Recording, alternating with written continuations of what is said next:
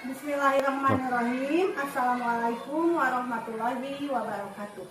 Saya Elis Aida, guru kelas 5B SDN Chandra Niti. Nah, dan hari ini saya ditemani oleh rekan saya, Ibu Lina Sonia, guru kelas 5A SDN Chandra Niti. Assalamualaikum warahmatullahi wabarakatuh, Bu. Waalaikumsalam warahmatullahi wabarakatuh, Bu. Bagaimana kabarnya hari ini? Alhamdulillah sehat, Bu. Bu, hari ini tentunya kita akan melaksanakan percakapan praobservasi ya. Sebelum nanti mungkin izinkan saya untuk mengamati jalannya proses pembelajaran Ibu ketika Ibu mengajar di dalam kelas ataupun dalam istilahnya yaitu supervisi kelas. Nah, adapun tujuan dilaksanakannya supervisi kelas itu untuk mengetahui dan mengevaluasi proses dan jalannya pembelajaran yang dilakukan oleh Ibu. Nah, dan tentunya kenapa hari ini kita melakukan percakapan praobservasi? Karena ini merupakan sebuah persiapan awal sebelum nanti Ibu melakukan kegiatan pembelajaran. Jadi agar lebih siap dan tentunya lebih semangat ya, Bu, untuk memberikan pembelajaran yang terbaik bagi siswa. Nah, namun sebelumnya izinkan saya mengajukan beberapa pertanyaan kepada Ibu. Nah, pertanyaan yang pertama yaitu apa tujuan pembelajaran yang ingin Ibu capai dalam pembelajaran nanti di kelas?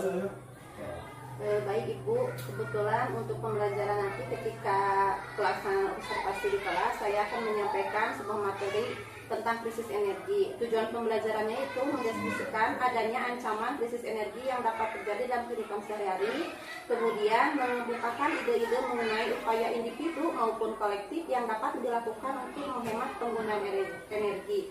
Mungkin seperti itu, Ibu, tujuan pembelajaran nanti ketika akan disampaikan di kelas. Ya, tujuan pembelajaran yang sangat baik ya, Bu.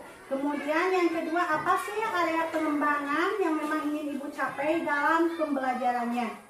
Apakah itu dari segi pengetahuan, ataupun dalam segi sikap, atau juga dari segi keterampilannya? Adapun pengembangan yang ingin saya hendak capai pada pembelajaran nanti dari segi pengetahuannya, saya ingin mengembangkan kepekaan siswa terhadap krisis energi yang mungkin terjadi. Kemudian saya juga ingin mengembangkan kepercayaan diri peserta didik dalam mengungkapkan pendapat. Dan semoga setelah pembelajaran ini peserta didik dapat dikembangkan untuk mengetahui mengenai energi-energi apa saja yang dapat digunakan dalam kehidupan sehari-hari dan dapat melakukan usaha-usaha untuk menghemat energi tersebut. Iya, sangat baik ya, Bu. Kemudian ini mungkin jawab pertanyaan yang ketiga ya, Bu. Bagaimana rancangan pembelajaran yang akan Ibu gunakan dalam proses pembelajaran? Apakah strateginya, kemudian bagaimana modelnya, dan seperti apa metode pembelajarannya? Baik, Ibu, untuk perencanaan pembelajaran yang ingin saya laksanakan nanti, saya menggunakan model pembelajaran diferensiasi, kemudian saya menggunakan pembelajaran model PBL. Kemudian strategi pembelajarannya nanti ketika saya pembelajaran, saya ingin menggunakan gambar yang menarik sehingga menarik perhatian siswa. Kemudian di tengah-tengah pembelajaran saya ingin melakukan semacam speaking supaya siswa nanti ketika pembelajaran itu tidak merasa jenuh atau bosan. Seperti itu, Bu. Ya, baik, Bu. Itu rancangan pembelajaran yang sangat baik ya, Bu. Selanjutnya ya, Bu, nanti izinkan saya mungkin hari Senin ya, Bu, jam ke-1 ke-2 itu insya Allah saya akan datang ke kelas Ibu untuk melaksanakan supervisi kelas dan untuk melihat dan mencatat tentunya apa saja terkait pembelajaran di dalam kelas yang akan Ibu laksanakan. Nah, nanti setelah pelaksanaan observasi kelas atau pembelajaran di dalam kelasnya akan melaksanakan percakapan kembali dengan Ibu, yaitu pasca observasi ya, Bu. Namun sebelum kita akhiri percakapan kita hari ini, ada pertanyaan terakhir ya, Bu. Kira-kira apa sih yang ingin Ibu dapatkan dari percakapan kita hari ini? Yang mungkin ingin saya dapatkan dari percakapan hari ini, mungkin saya berharap ada masukan dari Ibu tentang beberapa tujuan atau strategi pembelajaran supaya nanti pembelajaran yang saya sampaikan di kelas itu dapat sesuai dengan tujuan pembelajarannya. Kemudian setelah pembelajaran nanti saya harap siswa dapat melakukan usaha-usaha untuk menghemat energi. Terima kasih banyak atas waktunya dan terima kasih juga sudah bersedia melakukan percakapan hari ini bersama saya. Nah, sampai jumpa pada observasi kelas nanti ya Bu. Mudah-mudahan kita diberi kesehatan dan kelancaran dalam melaksanakan tugas nanti. Amin, amin ya. Sampai jumpa lagi dalam observasi kelas dan percakapan pasca observasi. Terima kasih. Saya Elisa Ida dan di samping saya Ibu Wina Sonia. Wabillahi taufiq wal hidayah. Wassalamualaikum warahmatullahi wabarakatuh. Waalaikumsalam warahmatullahi wabarakatuh. Waalaikumsalam warahmatullahi wabarakatuh. Apa kabar hari ini? Alhamdulillah, luar biasa. Allahu Akbar. Yes. Kurang kompak. Apa kabar hari ini? Alhamdulillah, luar biasa. Allahu Akbar. Yes. Pada hari ini teman kita ada yang sakit ya? Iya. Alhamdulillah kita doakan semoga lekas sembuh. Dan satu lagi Reja. Ya, Reja tidak hadir hari ini karena sakit. Mudah-mudahan yang sakit disegera sembuhkan dan kita yang sekarang dalam keadaan sehat semoga selalu dalam keadaan sehat. Amin ya Allah. Amin. Sebelum mulai pembelajaran, marilah kita semua berdoa terlebih dahulu.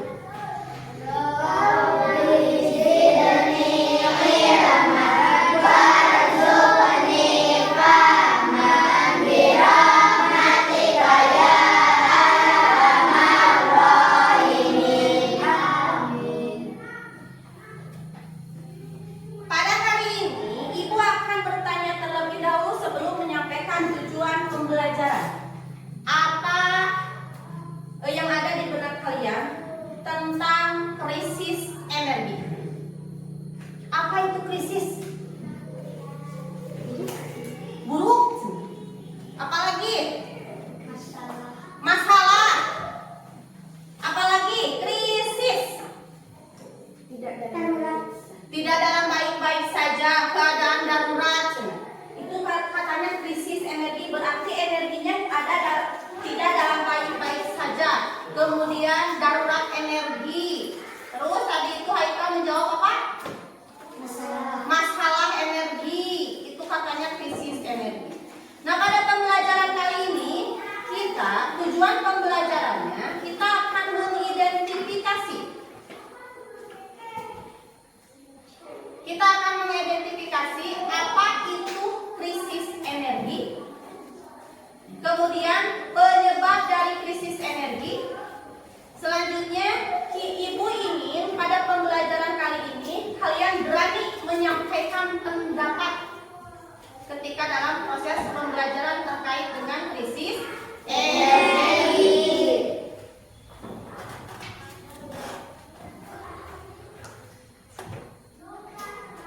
Sebaiknya supaya kita lebih bersemangat, kita menyanyikan dulu lagu Profil Pelajar Pancasila. Siap?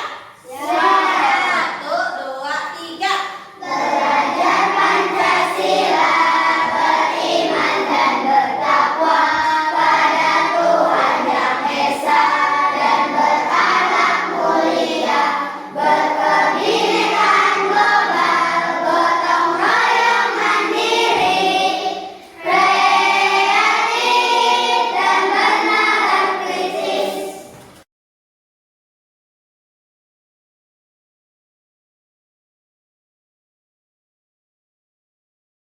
Perhatikan, bagaimana seandainya suatu saat nanti kita belajar hanya menggunakan lampu atau lilin?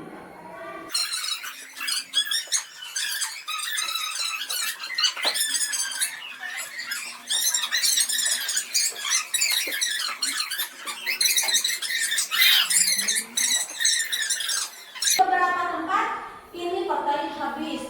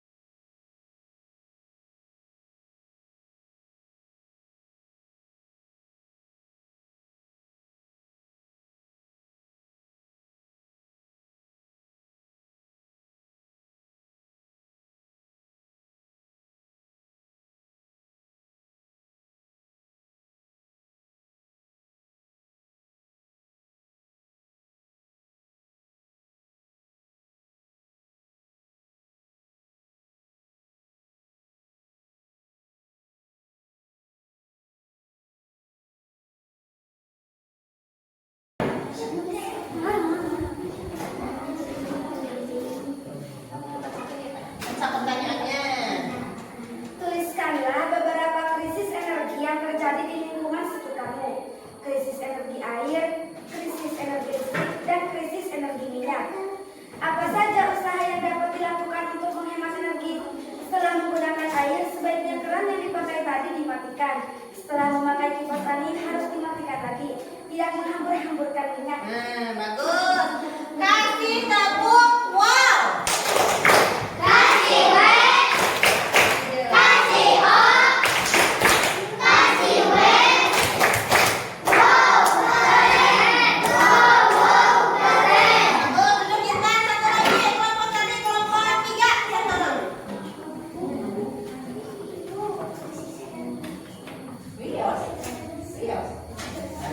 Ada lagi yang mau ke depan?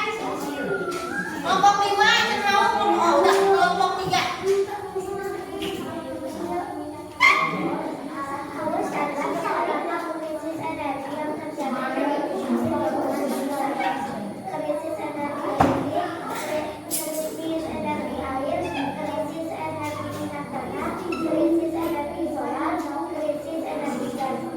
Apa saja usaha yang dapat dilakukan untuk menghemat energi?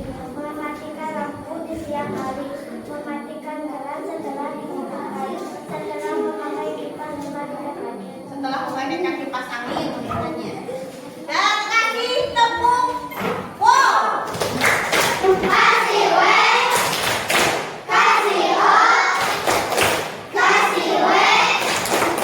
Wow, keren. Wow, keren. Perwakilan dari 2 kelompok tadi Ibu mendapat jawaban. Krisis yang sering terjadi di lingkungan sekitar kita itu berarti adanya krisis air. Terus tadi ada disebutkan krisis listrik, krisis minyak tanah, kemudian krisis gas, kemudian ada yang menyebutkan krisis solar. Upaya-upaya yang usaha-usaha yang dilakukan untuk mengantisipasi agar tidak terjadi krisis tadi berdasarkan hasil diskusi kalian ada katanya ketika sudah siang hari lampu itu harus dimatikan. Air ketika sudah tidak digunakan sudah tidak boleh ditutup lagi. Kemudian tadi Ibu melihat ada jawaban dari kelompok 4, kelompoknya Rehan. Ketika ingin menghemat BBM seperti solar, kemudian ada bensin, itu ketika kita berpergian ke tempat yang dekat, jangan menggunakan motor ataupun mobil.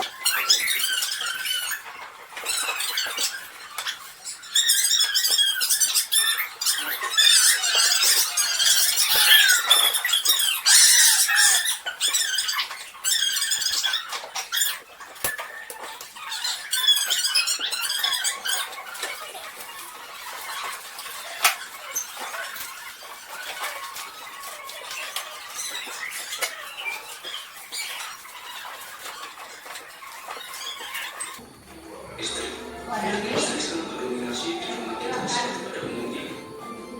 Dimulai dari untuk penerangan, pendingin ruangan, untuk menanam nasi, sampai mengusir serangga. Lalu ada LPG yang sering digunakan dalam keperluan dapur yaitu untuk memasak. Dan untuk kendaraan bermotor kita menggunakan BBM seperti bensin atau solar. Ini bersamaan yaitu bila digunakan secara berlebihan dapat menghasilkan CO2 yang dapat merusak lingkungan. Mengapa sumber energi tersebut menghasilkan CO2? Listrik yang kita gunakan salah satunya berasal dari PLTU yang menggunakan batu bara sebagai bahan bakarnya. Pembakaran inilah yang mengakibatkan pembentukan CO2 yang berdampak bagi lingkungan. Begitu juga dengan penggunaan LPG yang berlebihan dapat menghasilkan CO2 dalam jumlah besar. Selain itu, banyaknya kendaraan bermotor yang menggunakan bahan bakar minyak yang menghasilkan polusi udara. Di sisi lain, sumber energi tersebut dapat habis apabila dieksploitasi secara terus-menerus. Maka dari itu, kita harus menghemat energi untuk menyelamatkan bumi. Apa yang bisa kita lakukan untuk menghemat energi? Kita mulai dari menggunakan lampu hemat daya, mengurangi pemakaian alat elektronik yang menghasilkan panas dan bersifat mekanis, mengatur penggunaan LPG, dan mengurangi pemakaian BBM seperti sepeda misalnya. Sudah siap untuk menghemat energi? Ayo, tingkatkan kepedulian kita terhadap lingkungan. Sudah siap untuk menghemat energi?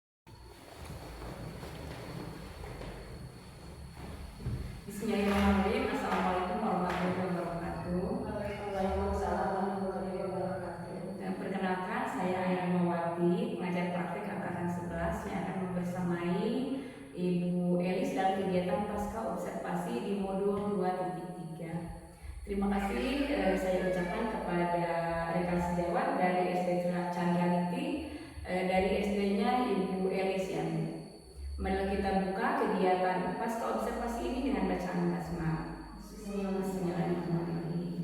Untuk kegiatan pasca observasi mari kita mulai. Bapak Ibu disilakan. Terima kasih Ibu. Bismillahirrahmanirrahim. Assalamualaikum warahmatullahi wabarakatuh. Waalaikumsalam warahmatullahi wabarakatuh. Selamat siang Bu. Selamat siang Ibu. Boleh minta waktunya sebentar? Tentu saja boleh Ibu. Bagaimana perasaan Ibu setelah melakukan kegiatan pembelajaran kemarin dan saya lakukan supervisi akademik? Alhamdulillah saya merasa sangat lega karena pembelajaran sesuai dengan yang direncanakan Ibu. Ya, terima kasih. Kemudian jadi secara keseluruhan senang ya Bu. Alhamdulillah saya juga senang Bu bisa melihat bagaimana suasana kelas Ibu. Kemudian apakah menurut Ibu proses pembelajaran sudah sesuai dengan tujuan pembelajaran yang sudah dibuat atau belum, dan apakah langkah-langkah yang sudah sesuai dengan perencanaan yang dibuat? Jadi menurut saya Bu, ketika proses pembelajaran alhamdulillah pelaksanaannya sudah sesuai dengan yang direncanakan dan langkah-langkah pembelajarannya juga sudah sesuai dengan perencanaan yang sudah saya buat. Ya, alhamdulillah ya Bu, di catatan saya juga sesuai apa yang Ibu sampaikan di praobservasi sudah tampak semua pembelajaran tersampaikan dengan baik. Kemudian perencanaan juga sesuai dengan RPP yang sudah dibuat. Kelas Ibu sangat hidup, Ibu berinteraksi sangat baik dengan murid. Kemudian apakah boleh Ibu ceritakan hal-hal apa yang Ibu rasa sudah baik selama proses pembelajaran? Ya Ibu, jadi menurut saya hal yang sudah baik yang sudah saya lakukan itu diantaranya saya sudah menerapkan pembelajaran diferensiasi dengan mengintegrasikan pembelajaran sosial emosional. Seperti itu Ibu. Luar biasa sekali ya Bu Lina. Saya sangat senang bisa melakukan supervisi di kelas Ibu Lina karena memang betul di catatan saya pun Ibu Lina sudah menerapkan pembelajaran diferensiasi dengan mengelompokkan murid berdasarkan gaya belajarnya atau minat belajarnya dan memfasilitasi murid dengan berbagai media ajar seperti teks bacaan, poster, dan juga video sehingga memenuhi kebutuhan murid. Kemudian coba ceritakan hal-hal yang menurut Ibu itu menjadi hambatan dalam proses pembelajaran. Menurut saya hal yang menjadi hambatan itu yaitu interaksi antar murid ketika murid itu melaksanakan tugas yang saya berikan dalam bentuk LKPD. Jadi masih ada murid yang kurang percaya diri sehingga ia itu tidak terlihat bekerja sama dan cenderung melakukan kegiatan pembelajaran itu secara individu seperti itu Bu. Ya, seperti itu ya Bu. Kemudian bagaimana solusi atau langkah-langkah Ibu dalam menghadapi hambatan yang ada selama proses pembelajaran tersebut? Jadi beberapa langkah yang mungkin akan saya lakukan yaitu dengan cara merefleksi diri, memperbaiki segala kekurangan yang ada, kemudian berdiskusi dengan rekan sejawat, kemudian mengikuti kegiatan pengembangan diri melalui seminar-seminar, workshop dan pelatihan lainnya. Itu sangat baik ya Bu. Kemudian karena Ibu sudah menyampaikan beberapa solusi, kira-kira kapan Ibu akan mulai action atau memperbaiki hambatan-hambatan yang sudah terjadi?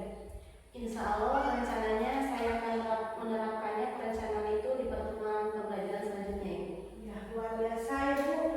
Apa yang dilaksanakan kemarin ketika saya amati memang secara catatan pembicaraan kita di praobservasi alhamdulillah sudah nampak semuanya, mulai dari penyampaian tujuan, strategi pembelajaran yang menyenangkan, kemudian pembelajaran dan diferensiasinya, juga ada konten, kemudian proses, produk, pembelajaran sosial emosional juga tampak.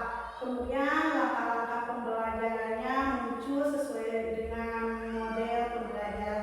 Nah, hanya memang ada beberapa hambatan yang tadi Ibu sampaikan, tapi Ibu sudah memiliki solusi yang sangat baik. Semoga solusi yang Ibu sampaikan tadi bisa terlaksana dengan baik sehingga membantu kegiatan pembelajaran itu.